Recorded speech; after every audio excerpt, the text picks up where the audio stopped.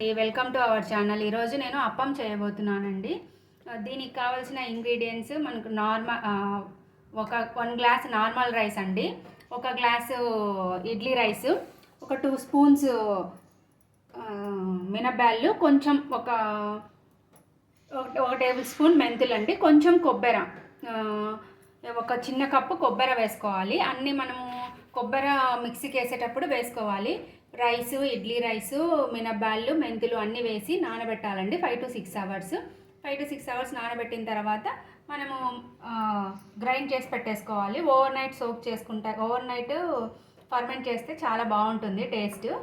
మనం మిక్సీకి గ్రైండ్ చేసేటప్పుడు కొబ్బరి వేసుకోవాలండి. ఇప్పుడు అప్పం వేస్తున్నాను. ఆల్రెడీ ప్యాన్ హీట్ చేసేసానండి. ఇది అప్పం ప్యాన్ అని సపరేట్గా వస్తుంది. ఇది హీట్ చేసి పెట్టేశాను.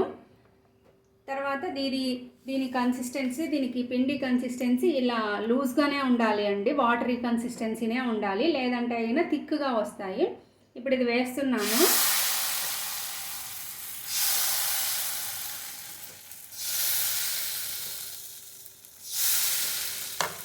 ఇది ఇలా వేసుకున్న తర్వాత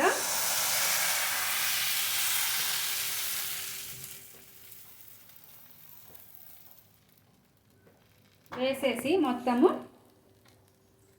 ఫ్లేమ్ హైలో పెట్టేసుకొని లిడ్ క్లోజ్ చేసుకోవాలండి.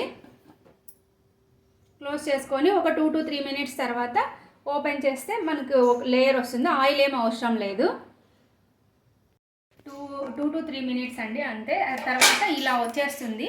మనకేమి దీనికి ప్యాన్కు స్టిక్ ఏమి అదంతా అవసరం లేదు. ఇలా అంతా తీసేసుకుంటే సరిపోతుందండి. ఇలా చేసేసి పెట్టేసుకోండి. దీనికి ఆయిల్ అది ఏం అవసరం లేదండి, healthy. And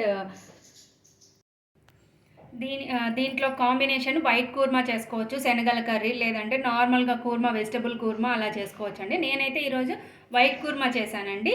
white kurma with appam serve చేసుకొని తింటే చాలా టేస్టీగా ఉంటుందండి. వైట్ కూర్మా విత్ అప్పం అండి, చాలా టేస్టీగా ఉంటుంది. Thanks for watching.